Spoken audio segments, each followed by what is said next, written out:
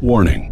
Our federal government, military, and intelligence community have begun to implement emergency measures for what they are calling the Day After Plan. Codenamed Area B, Mount Weather's maze of underground bunkers near the Blue Ridge Mountains has already been prepped for the arrival of high-ranking members of Congress and the White House. Similar actions have been taken to ready the Pentagon's Raven Rock Mountain complex near Camp David. Yet the American people have been kept in the dark about everything. In the following interview, the CIA's Financial Threat and Asymmetric Warfare Advisor is stepping forward to warn the public that a $100 trillion economic extinction level event is about to strike America. Viewer discretion is advised.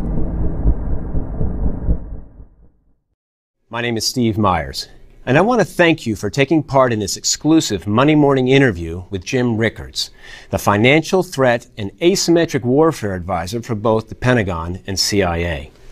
Recently, all 16 branches of our intelligence community have come together to release a shocking briefing that contained an alarming consensus. These agencies, that include the CIA, FBI, Army, and Navy, they've already begun to estimate the impact of the fall of the dollar as the global reserve currency, and our reign as the world's leading superpower being annihilated in a way equivalent to the end of the British Empire post-World War II. And the endgame could be a nightmarish scenario where the world falls into an extended period of global anarchy. Jim Rickards fears he and his colleagues' warnings are being ignored by our political leaders and the Federal Reserve, and we're on the verge of entering the darkest economic period in our nation's history, one that will ignite a 25-year Great Depression. Today we're going to examine everything he's uncovered, because the bedlam could begin within the next 6 months. Which is why every American should hear his warnings before it's too late. Jim Rickards, thank you for joining us. It's my pleasure, Steve. Glad to be with you. In the early 80s, you were a member of the team that helped negotiate an end to the Iran hostage crisis. In the late 90s, when it was discovered that the Wall Street firm Long-Term Capital Management was about to cause a total collapse of the financial markets, the Federal Reserve had to turn to you in order to stop this catastrophe from plunging America into a recession. And then, after 9/11, you were tasked by the CIA with investigating potential insider trading that took place prior to the terrorist attacks. That's exactly right. The problem was the CIA didn't have any capital markets expertise, and why should they? Prior to the beginning of globalization, capital markets weren't really part of the battle space. So the CIA engaged in some outreach. They recruited certain people, myself included, to bring the Wall Street expertise to the agency. This led to something called Project Prophecy. So what the CIA said, well, if there's going to be another spectacular attack, using price signals to determine the actions of participants in the market, whether it be terrorists or strategic rivals of the United States, could you spot it? Could you get the information and actually break up the plot and save American lives? This system you built with Project Prophecy actually predicted a terrorist attack that was thwarted in 2006. On August 7, 2006, I got an email from my partner. She said, Jim, we got a bright red signal on American Airlines. So she said, looks like a possible terrorist attack. We documented that. I was up at 2 o'clock in the morning in my study watching CNN, and all of a sudden MI5 and New Scotland Yard emerged to break up this terrorist attack. They were arresting suspects, removing files. So this showed that the system worked.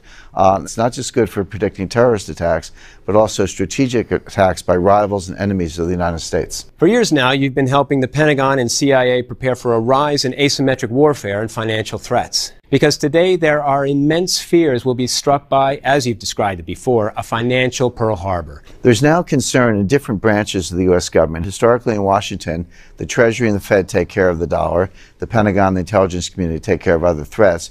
But what happens when the dollar is the threat? Americans generally know that the Fed has increased the money supply by $3.1 trillion.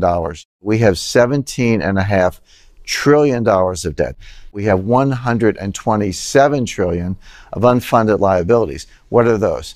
Medicare, Medicaid, Social Security, student loans, Fannie Mae, Freddie Mac, FHA. You go through the whole list and it goes on and on and on. There's no way to pay it.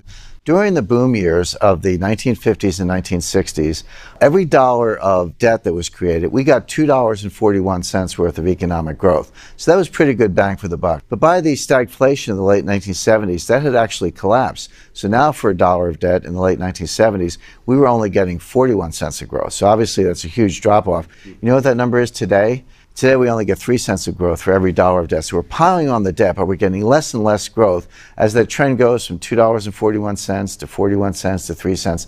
It's soon going to go negative. This is a signal of a complex system about to collapse. This really speaks to what you wrote about in your new book, The Death of Money. The title strongly alludes to this. The hourglass is now empty. You warn we're about to fall into a 25-year Great Depression, that the stock market could plunge almost overnight 70%. You know, when I use the phrase 25-year depression, it sounds a little extreme, but historically it's not. We had a 30-year depression in the United States from about 1870 to 1900. Economists actually call it the Long Depression.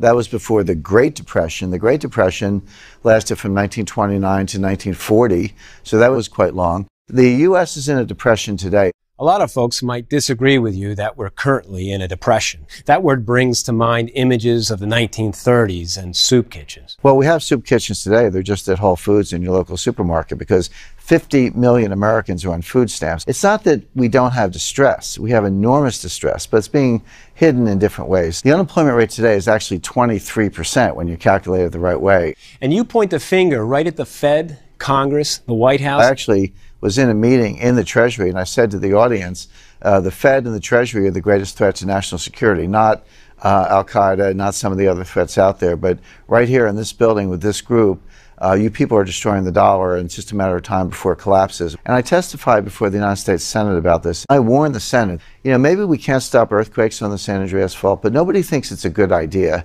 to send the Army Corps of Engineers out there and make the San Andreas Fault bigger. But by money printing and credit creation and reckless monetary policy by the Fed, we're making the San Andreas Fault bigger every day. And when you make a complex system bigger, the risk doesn't go up a little bit, it goes up exponentially. So the risk is unimaginable at this time. The collapse hasn't happened yet, but the forces are building up, and that's just about to snap. Your take, and that of many in the intelligence community, is much different than what we're hearing out of Capitol Hill, which is why the allegations you make in this book are causing quite a controversy in Washington. I was actually at a recent conclave in the Rocky Mountains with a couple central bankers, one from the Federal Reserve and one from the Bank of England. They'll say things privately that they won't say publicly, and I was handed a copy of Janet Yellen's playbook. The Fed is trying to kind of use propaganda, lie to us about economic prospects, talk about green shoots, use happy talk to try to get us to spend our money. The Fed doesn't know what they're doing. Don't ever think that they know what they're doing. You can print all the money you want, but if people are not borrowing it, if they're not spending it, then your economy is collapsing, even with the money printing. So you can understand it this way. So let's say I go out to dinner and I tip the waiter, and the waiter takes my tip and he takes the taxi cab home, and the taxi driver takes the fare and puts some gas in her taxi cab. Well, in that example, my dollar had velocity of 3. $1 supported $3 of goods and services, the tip, the taxi ride, and the gasoline. But what if I don't feel great and I stay home and watch television and I don't spend any money? Well, that money now has velocity of 0. I leave my money in the bank, but I don't spend it. Let's look at what's actually happening with the velocity of money. It's plunging. It's going down very rapidly. But compare this decline of velocity today to what we saw leading up to the Great Depression. Now, in the depths of the Great Depression, velocity was even lower. But if you compare what's going on today to what happened in the late 1920s, just prior to the Great Depression, there's a very striking resemblance. So it doesn't matter how much money the Fed prints. The Fed is trying desperately to bend the curve. Think of it as an airplane that's coming in for a nosedive. It's crashing, getting close to the ground. The Fed's trying to grab the joystick and pull the plane up out of the nosedive and get it back in the air. But unfortunately, it's not working. We're heading for a crash. We've just covered a lot of these startling numbers, these signals of this coming Great Depression. Let me see if I can quickly put it all together. Nobody denies that we have a debt crisis in this country. But you're saying we can no longer grow our debt without causing our economy to aggressively slow down. We're barely above water now. So that's signal number one. Signal number two is this dangerous slowdown in our velocity of money. It's already plummeting to levels not witnessed since the Great Depression in the 1930s. Are there any other signals the intelligence community is monitoring that suggest this collapse is right around the corner? There are, Steve. There are a lot of signals out there, and they're very, very troubling. One of the ones I'm watching closely, and I know people in the intelligence community focus on also because it covers so much ground, is called the misery index. The misery index is when you take the unemployment rate and you take the inflation rate and add them together and then just sort of chart that. You look at the misery index today compared to the period of stagflation in the late 1970s and early 80s that Americans remember so well, it's actually worse. This can lead to social instability. Take this back to the Great Depression. The misery index in the Great Depression was at 27, but today it's at 32.89. Believe it or not, it's worse today than it was during the Great Depression. What happens as the depression worsens? Businesses can't pay their debts. The bad losses fall on the banks ultimately fail. That's happened before. The Fed's there to bail out the banks. What happens when the Fed itself is in jeopardy? Based on these signals you've been tracking, the Federal Reserve is going to fail? The Federal Reserve actually in some ways already has failed. I spoke to a member of the Board of Governors of the Federal Reserve, and I said, you know, I think the Fed's insolvent on a mark-to-market basis, and this governor, First Resistance, said, no, we're not. But I pressed her a little bit harder, and she said, well, maybe. And then I just looked at her, and she said, well, we are, but it doesn't matter. In other words, here's a governor of the Federal Reserve admitting to me privately that the Federal Reserve is insolvent, but said, you know, it doesn't matter because central banks don't need capital. Well, I'm going to suggest that central banks do need capital. Look at this chart. What it shows you is that the Fed has increased its capital. It's currently about $56 billion. That sounds good. You say, gee, $56 billion is a lot of money. That's a pretty good capital base. But that's not the whole story. You have to compare the capital to the balance sheet. How much in the way of assets and liabilities is that amount of capital supporting? When you look at that, it's a much scarier picture because the actual liabilities, or debt, if you will, in the Fed's books are $4.3 trillion.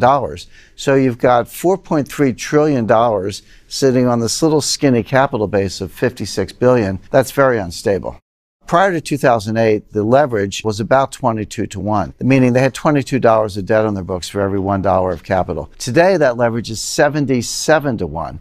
So yes, the capital has increased, but the debt and the liabilities have increased much more. Your warnings haven't gone completely ignored. In the budget he presented this year, Senator Rand Paul cited your work and how we've driven our economy to the edge of a Roman Empire-like collapse. In fact, we have footage of Senator Paul instructing Americans to listen to your warnings.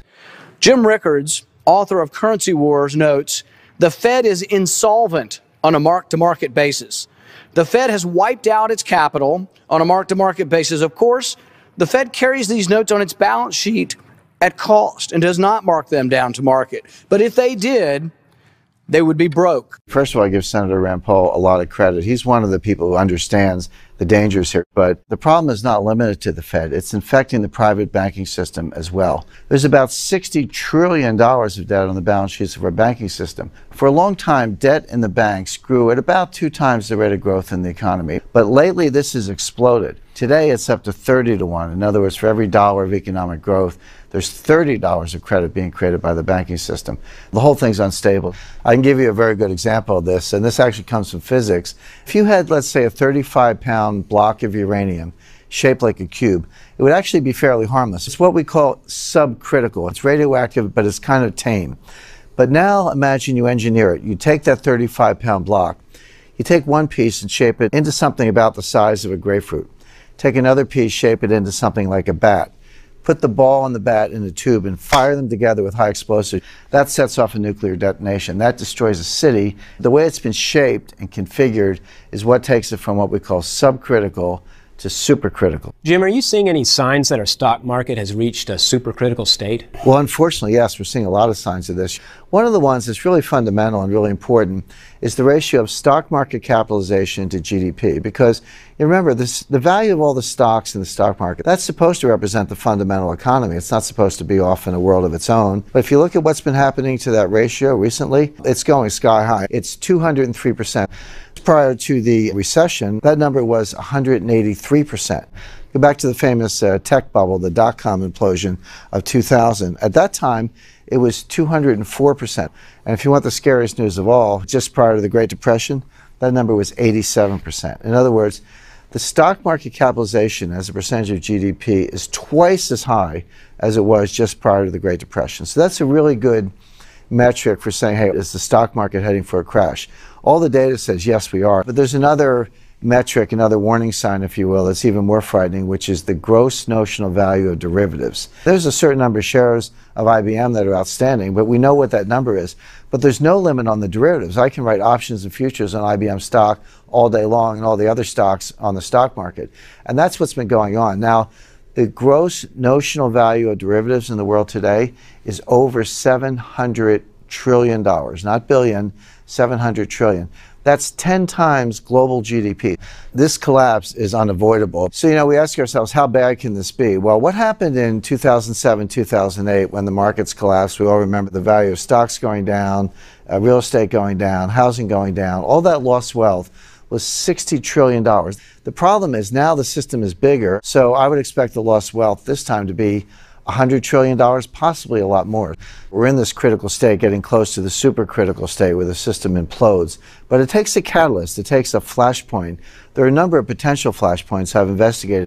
Jim, in a few moments, I want to discuss the steps Americans need to take with their investments and personal finances to prepare for everything you and your colleagues are predicting. But now let's quickly focus on some of these major flashpoints. One of the key flashpoints we're looking at is foreign ownership of U.S. government debt. Now, this is a very important thing to understand. We all know that the Treasury has issued over $17 trillion worth of debt. The question is, who buys it? A lot of U.S. debt is owned by foreigners. Who owns it? China, Russia, other countries that are not necessarily our friends, but they can dump it when they want to. Well, guess what? That's actually what's been going on. Recently, foreign holdings of U.S. government debt have been plummeting. But it gets even more interesting than that. We talked earlier about the project I did for the CIA, Project Prophecy, and we said you can see not only market action, but rivals, enemies, terrorists, and others operating in financial markets. So we all know that Russia invaded Crimea in the spring of 2014, and Crimea is now effectively part of Russia. So let's say you're Putin. You know you're going to invade Crimea. You know you want to take over eastern Ukraine. You can expect U.S. financial sanctions. So what do? You basically mitigate the impact of the sanctions. Start dumping treasuries in advance so that when you make your move and the Treasury tries to come against you, you've insulated yourself. So now you go back and look at October. Here's Russia dumping treasuries month after month. That was a clear signal that they were getting ready to do something to engage in financial warfare against the United States. But guess what? It's worse than that. We know the Russians and Chinese are working together. So is it any surprise that when the Russians started dumping, the Chinese started dumping also? Does the intelligence community have the ability to defend our country in the event that this escalates even further? Believe it or not, there's an intelligence unit inside the Treasury, and they actually have a war room. That tells you that financial warfare is here and it's real. So if the Russians are dumping, the Chinese are dumping, and the Fed's tapped out, who's going to buy all this debt? Well, a mystery buyer has shown up. Recently, Belgium has bought enormous amounts, in the hundreds of billions of dollars of U.S. government securities. So Belgium started loading up on treasuries coincidentally at the exact same time Russia and China began dumping theirs. It's not the Belgians. These amounts are bigger than the Belgian current account surplus. These are not Belgian dentists who are buying these things. Belgium is a front. Could it be the Fed itself? That's the point. Maybe the public doesn't know who the mystery buyer is, but the national security community does. Now, the Treasury, operating through this war room, and the Fed mystery buyer in Belgium, for now, have managed to prop up the Treasury market. It hasn't collapsed yet, but they're not going to be able to keep pulling these rabbits out of a hat. There's a limit. This should be very scary because if the Fed's tapped out, we talked earlier about how the Fed's leveraged 77 to 1. So the Fed's at the limit of what they can do. The foreigners are now dumping treasuries, and if no one buys it, guess what? Interest rates go up. That'll sink the stock market. That'll sink the housing market. Higher interest rates mean the debt gets higher, so interest rates go up some more, so you start a death spiral, and there's no way out of it. An attack on our treasury market is obviously a very serious flashpoint that could ignite this Great Depression you predict in your book. Let's talk about another flashpoint. What I call flashpoint number 2 has to do with the petrodollar. Can you explain what you mean by the petrodollar? It's basically a system whereby oil exports are priced in dollars. Oil doesn't have to be priced in dollars. It could be priced in euros, Japanese yen, Swiss francs, gold. It could be priced in a lot of things, but in fact, the whole global oil market is priced in dollars. And I was actually very close to the birth of the petrodollar system. My first visit to the White House on official business was in 1974 with a small group, about 5 of us. We met with Helmut Sonnenfeld, who was the Deputy National Security Advisor at the time. He was the number 2 to Henry Kissinger. This was at a time, you have to remember, at the beginning of the 70s, oil was $2 a barrel. At the end of the 70s, oil was $12 a barrel. So this was an oil shock. The price of oil was skyrocketing. Inflation was getting out of control. There were gas lines. Certainly a certain generation of Americans remember this very well. Well, we were in the White House talking about what to do about this. And one of the scenarios we discussed was the U.S. military would invade Saudi Arabia. We would secure the oil fields, create a military perimeter around the oil fields. We would pump the oil and set it at a price that was favorable to us. Now, we would give the money to the Saudis. We didn't want to steal their money. We didn't want to steal their oil. We just wanted to set the price. Now, fortunately, that plan was not carried out, but it shows you how desperate things were at the time. But what did happen? Why did we not invade Saudi Arabia? Well, the answer is Kissinger and the Saudis worked out a deal. And the Saudis said, okay, we'll price oil in dollars. So that secures the role of the dollar as the global reserve currency. But there was a quid pro quo. We agreed to guarantee the continuation of the House of Saud, the royal family of Saudi Arabia, and by extension, the national security of Saudi Arabia, because they're a relatively weak military power, and it's a bad neighborhood. A lot of enemies in the region, starting with Iran and others. So a question would be, obviously, did this petrodollar deal work? And it absolutely did work. Once it kicked in, the dollar roared. This was the period, sometimes people call it the king dollar period, the strong dollar period. This was after Volcker and Reagan in the 1980s. But this only continued up to a certain period of time, up until around 2000. And then since then, the dollar's been in a decline. So what could cause the fall of the petrodollar? Well, we're seeing it in real time. Think of the petrodollar, or the dollar's role as a global reserve currency. Think of it as a three-legged stool. So here's the stool, and it's got three legs. As long as the legs are standing, the foundation is firm, and the dollar will remain as a global reserve currency. But one by one, those legs are being pulled out. What are the legs? Well, the first one is Saudi Arabia. That was where the petrodollar deal began. Our side of the deal was we would guarantee the national security of Saudi Arabia. But lately, going back to December 2013, President Obama stabbed the Saudis in the back by anointing Iran as the regional hegemonic power. The president has been withdrawing American power from around the world, and his view is, well, we'll leave a friendly cop on the beat. Every sort of bad neighborhood around the world will have a cop on the beat. The president's decided that Iran is going to be the cop on the beat in the Middle East. They're going to be the heavyweight regional power. Where does that leave Saudi Arabia? Out in the cold. So now Saudi Arabia is saying, wait a second, you've undermined our national security. You've reneged on your side of the petrodollar deal. Why should we hold up our end? Maybe we'll start pricing oil in gold or euros or maybe Chinese yuan, because now increasingly Saudi Arabia is selling more and more oil to China. So the first leg of the stool has been pulled out. The Saudis are going to back away from the petrodollar because we're no longer guaranteeing their security, because we're playing footsie with Iran. Second leg of the stool is Russia. Now, Russia is not a member of OPEC, but they are the world's largest oil exporter, one of the world's largest energy exporters, actually bigger than Saudi Arabia. So even though they're not a member of OPEC, they also price oil in dollars. So they've signed on to the petrodollar deal in their own way. But we're now engaged in financial warfare. Russia's ready to fight back. And this is not, classified information. This is being said publicly. Andrei Kostin, president and chairman of Russian Vnestorg Bank, VTB Bank, it's one of the largest banks in Russia, he recently said, it's time to change the entire international financial system that considers the dollar the key reserve currency. The world has changed. There's another member of the Russian parliament. He said, the dollar is evil. We will sell rubles to consumers of our oil and gas, and later we'll exchange the rubles for gold. If they don't like this, let them not do it. Let them freeze to death. So two of the legs of the stool, Saudi Arabia and Russia, have already been pulled out. The third leg is China, and that leg is coming out too. As far as Russia and China's role in taking down the petrodollar, this recent $400 billion energy alliance they signed, is that the purpose of it? Sure. Russia is the world's largest energy exporter. China is the fastest growing economy in the world. They need energy. So this is a natural partnership between the two. But the dollar is out in the cold. China is actually putting these yuan bilateral trade agreements in place all over the world. They're doing them one by one, but once there's enough trade and enough volume in a certain currency, it can become a reserve currency. These are all straws in the wind leading to the collapse of the dollar as the global reserve currency. Jim, in your book, you investigate how nations are now using gold as a financial weapon. Is this one of the most dangerous flashpoints? It's absolutely one of the most dangerous flashpoints, and here's why. A lot of people look at the dollar and say, look, you may not like the dollar, you may worry about the dollar, but you've got nowhere else to go. But there is another place to go, which is gold. You don't have to buy treasuries, you can buy gold. And countries are actually doing that. So this is basically a global rebalancing of gold reserves. This is one of the things that the intelligence community is watching most closely, and China is our number one case. Here's why. China has acquired more than 3,000 tons in the past 4 years. Now they lie about this. They officially say they have 1,054 tons. The reason is China is using their own military and their own intelligence assets to acquire some of this gold in stealth. I recently ran into a senior officer of one of the major secure logistics firms in the world. Secure logistics, that means these are people who operate vaults and armored cars. So they handle the physical metal. They're not central banks, they're not government agencies. These are like Brinks and G4S and Viamat. These are the big players in this field.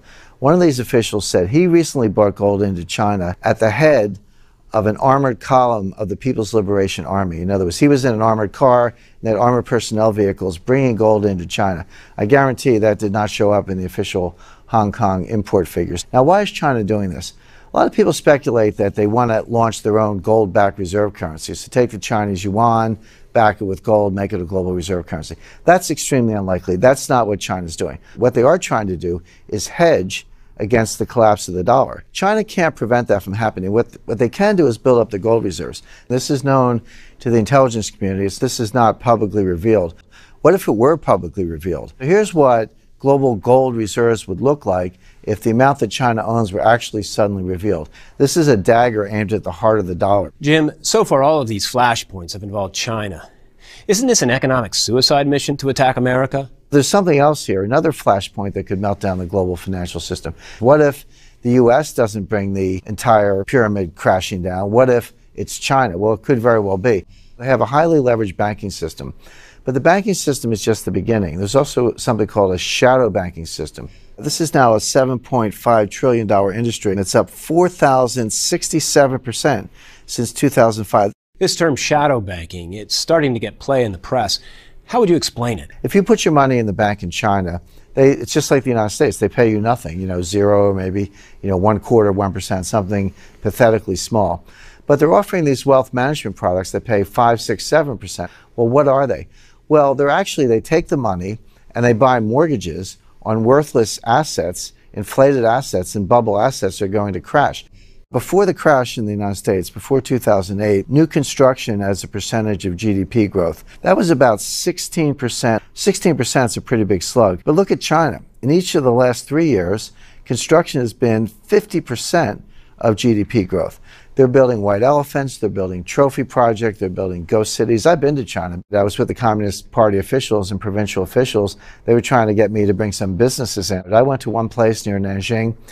They weren't building 7 buildings, they were building 7 cities. Every city had a whole cluster of skyscrapers, luxury hotels, athletic facilities, housing facilities, high-end shopping, metro stops, highway access, and an airport to service all 7 of these cities. This construction was going on as far as the eye can see. It was all empty, all of it. Now here's the point. In the U.S. before the crash, it took about 4.3 years of income to buy the typical house. In China, it takes 18 years of income. Well, if they're building apartments and co-ops and condos and people can't afford them, the price is going to collapse. One of the senior banking officials in China said, this is a Ponzi scheme. Those are his words, not my words. I happen to agree. But we all know what happens to Ponzi schemes. Eventually, you run out of suckers and they collapse. Once you have enough collapses, there's going to be a run on the bank.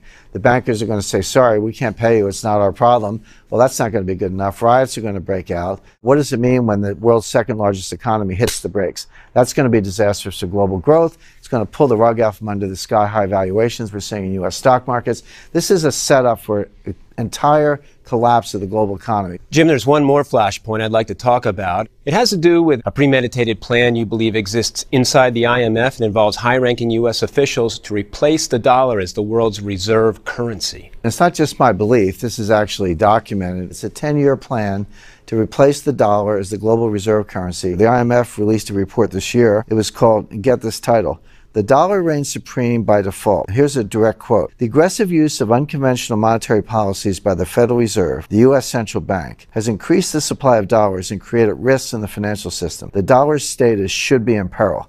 Reserve is nothing more than a savings account for a country. That's the amount of money they've saved. But the problem is when you have it, you have to decide what to do with it. You can't just stick it under a mattress, so to speak. A lot of people think that the dollar will prevail because there are no good alternatives. That's not true. The dollar is declining sharply as a percentage of all the reserves. Imagine if that continued. The euro comes up, Swiss franc comes up, some of the other currencies come up. That's one outcome, but there's another outcome that's probably coming a lot sooner, which is that we have a financial panic in the world, and a central bank has to re-liquefy the world. Where's that money going to come from? It can't come from the Fed. They're leveraged 77 to 1. There's only one clean balance sheet left in the world. That's the IMF. The IMF, believe it or not, is only leveraged 3 to 1. When the next crisis comes, it's going to be bigger than the Fed. The only source of liquidity in the world is going to be the IMF. Think of it this way. The Federal Reserve is a printing press. They can print dollars. The European Central Bank has a printing press. They can print euros. Well, the IMF, the International Monetary Fund, has a printing press also. They can print something called the Special Drawing Right, or the SDR for short. These SDRs can come along as a new reserve currency. The reason they came up with the name Special Drawing Rights is because if they called it world money, that would sound a little spooky and scary, but that's exactly what it is. But here's the point. This may be a 10-year plan. We're not going to make it 10 years. This collapse will happen a lot sooner than that. So they're going to have to dust off this playbook and run out these SDRs and print trillions of them to prop up the system. Now, if the Fed bailed out private credit in 2008, and the IMF now bails out the Fed in the next financial panic, who runs the IMF? Who's really in charge? Well, it's a nice crowd. You got kings, dictators, communists. They're unelected, unaccountable. And this is the next flashpoint. Really, the IMF taking over the world monetary system, becoming the central bank of the world, printing world money called the SDR. Jim, these flashpoints, the attacks on our treasury market and petrodollar, China's stealth gold run, China's inevitable collapse, even this alarming inside job to take down our dollar that's escalating at the IMF. We've only scratched the surface of what you reveal in your book. But really the most important message I took away from reading The Death of Money is that regardless of which flashpoint unleashes the 25-year Great Depression, folks need to understand it's coming, and coming quick. Steve, that's exactly right. There is a mission in this book, and it's urgent, and it's important. We're talking about a prolonged depression. We're talking about massive deflation, massive unemployment, rampant bank collapses, a 70% best case scenario stock market drop. This could all start within the next 6 months. Look at it this way. Americans right now are standing at the very bottom of a tall mountain, Mount Everest, Mount Kilimanjaro. About halfway up the mountain, there's a catastrophic avalanche barreling down towards us. Determining the one snowflake, the one flashpoint that's going to speed this chaos up shouldn't be our focus. Recognizing the severity of the situation and moving to safety should be. So mission one is helping people hold on to what they've got. That's going to be more than half the battle ahead. Jim, as you know, Money Morning believes so much in your book, as well as your mission to warn the public, that we'd like to send free copies of The Death of Money, the coming collapse of the international monetary system, to everyone who is watching this interview. Now, it's on bookshelves. It's being sold for about $28. But I want to point this out. The version we're sending folks is different than the one being sold in stores. And the reason why is simple. What we're talking about today is not light reading material. And the book investigates everything thoroughly, except for one part. It's what our government calls, and to be clear, this is what they call it, the day after plan. This describes what America and our government will be like when our economy collapses. Now, I have an unpublished chapter that does outline the situation. It's called The Day After Plan, Declassified.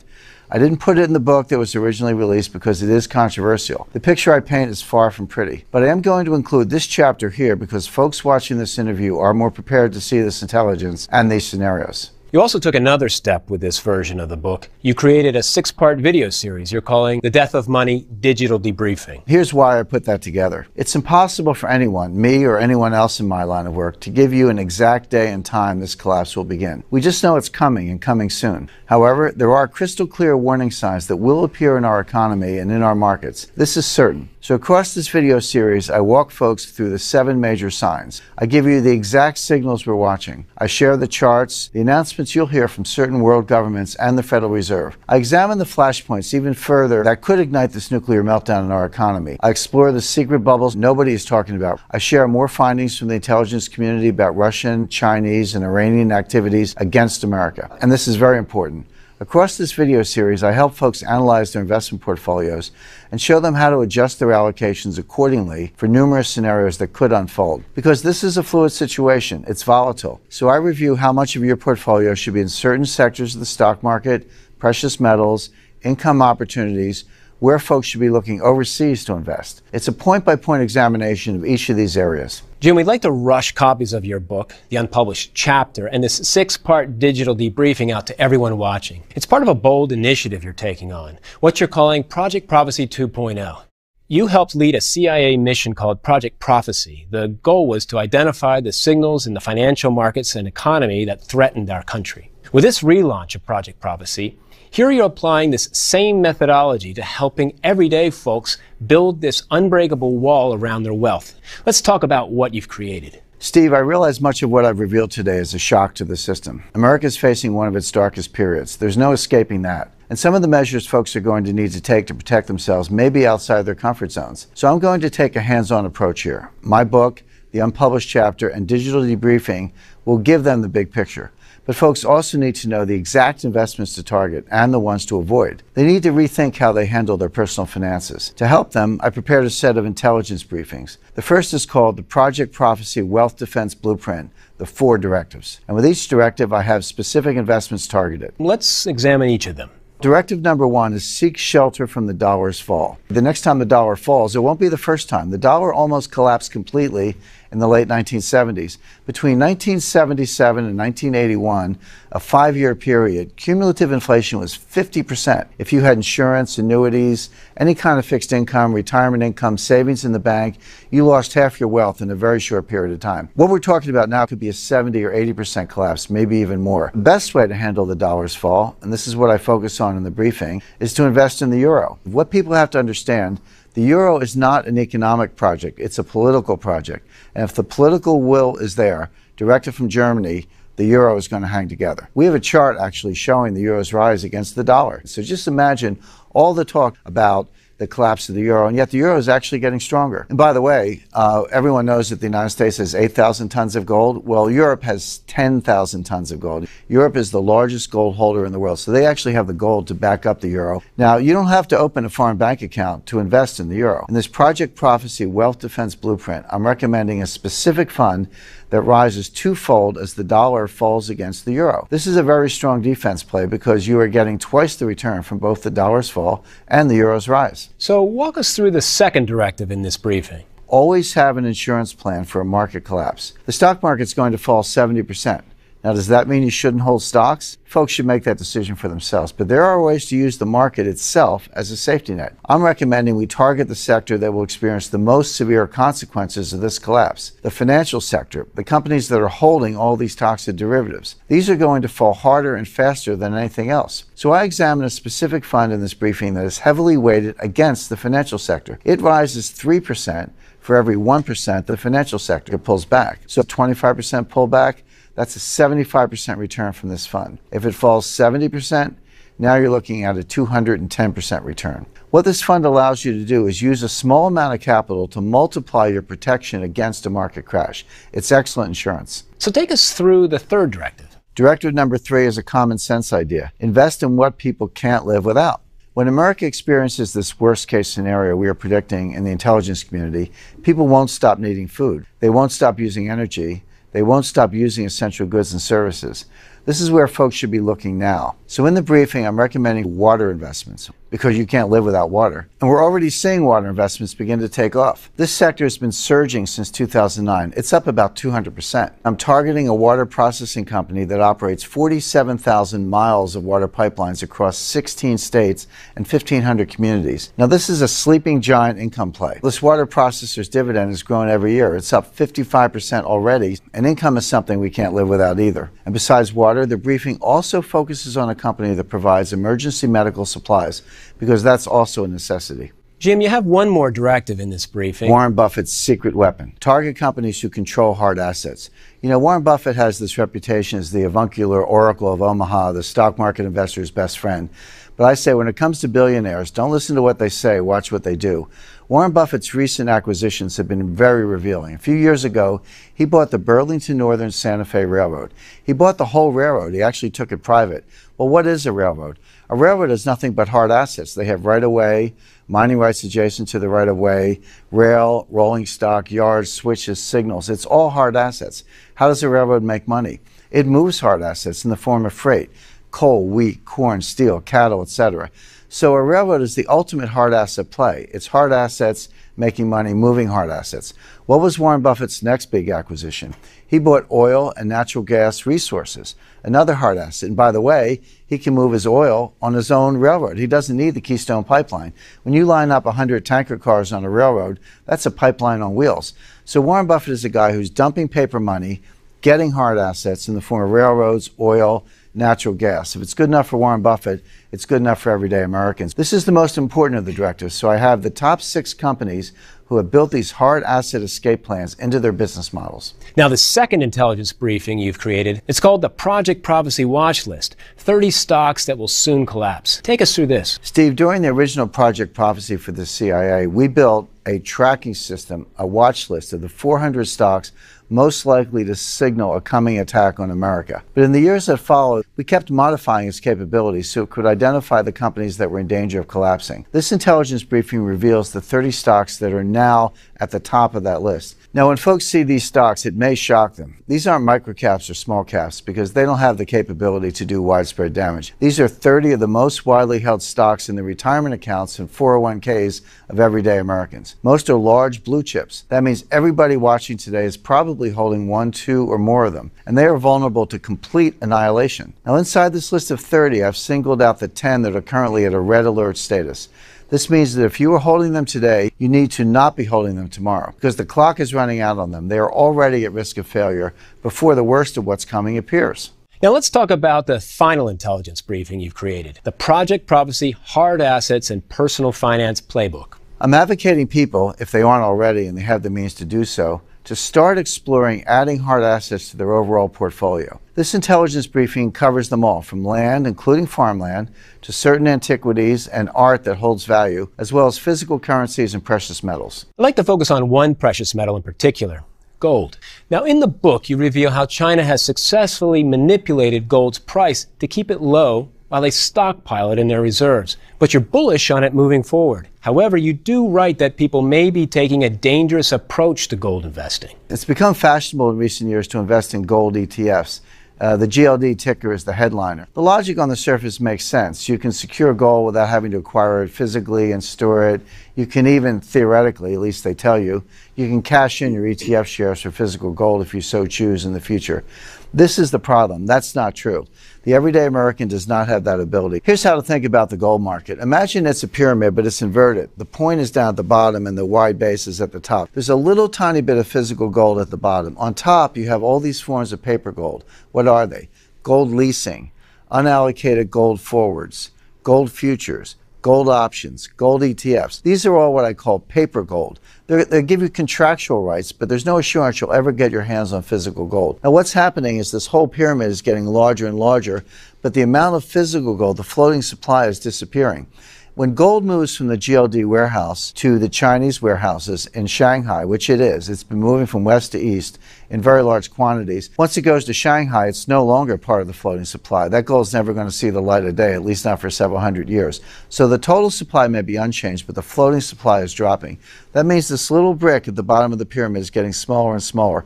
One of two things has to happen. Either that paper pyramid has to shrink, or the whole thing's going to become wobbly and tip over. So if you have GLD, you only have shares and you will only ever have shares. You cannot get your hands on the gold. So with this intelligence briefing, I tell folks to stay away from gold ETFs, and instead I talk about 3 specific precious metal coins they'll want to look into immediately. Now let's examine how folks can fortify their personal finances from these dangerous times that are fast approaching. This is very important, because if you protect yourself with your investments, yet don't take the same measures with your personal finances, you'll experience the same outcome, and it won't be a good one. The bank you choose to keep your money in is now a critical decision, because that bank may not be around next year or the year after as everything escalates. So I talk about the safest banks and credit unions. These will not collapse. You should make sure your money's in one of them. I show folks which CDs and conservative income opportunities are most shielded from risk. I talk about the 10 safest cities for the future. These are the ones with the strongest local economies. They have industries that will continue providing jobs.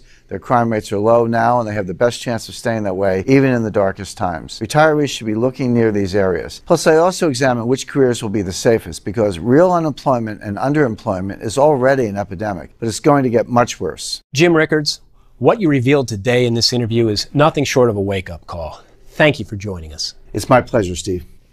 Today, Jim Rickards stepped forward to warn you about a coming catastrophe the intelligence community fears is at our doorstep. But as you saw, he's also working to help everyday folks across the country prepare for it. And we at Money Morning want to do our part as well. That's why we'd like to send you a free copy of everything Jim has prepared, what he's calling the Project Prophecy 2.0 Action Plan. It includes his New York Times best-selling book, The Death of Money, The Coming Collapse of the International Monetary System, as well as the controversial unpublished chapter, The Day After Plan, Declassified. Plus, the 6-part video series, The Death of Money, Digital Debriefing. These pieces will help you understand the coming crisis. And then you'll receive the resources you need to stay safe from it. With Jim's Project Prophecy Wealth Defense Blueprint, he'll reveal 10 investments in foreign currencies, international stocks, and American companies that will protect you. Then, with the Project Prophecy watch list, he'll alert you to the 30 stocks that are most in danger of collapsing. And finally, with his Project Prophecy Hard Assets and Personal Finance Playbook, you'll receive a specific plan and specific strategies for adding hard assets to your portfolio. And you'll be given an easy-to-follow checklist that will walk you through the measures you can implement immediately to strengthen your personal finances. There's a button below this video where you can learn how to claim his Project Prophecy 2.0 action plan for free. And I strongly suggest you do so, because if Jim and his colleagues at the Pentagon, CIA, and across the entire intelligence community are right, there isn't much time left to protect yourself. I want to thank you for joining us today. I'm Steve Myers. Stay safe.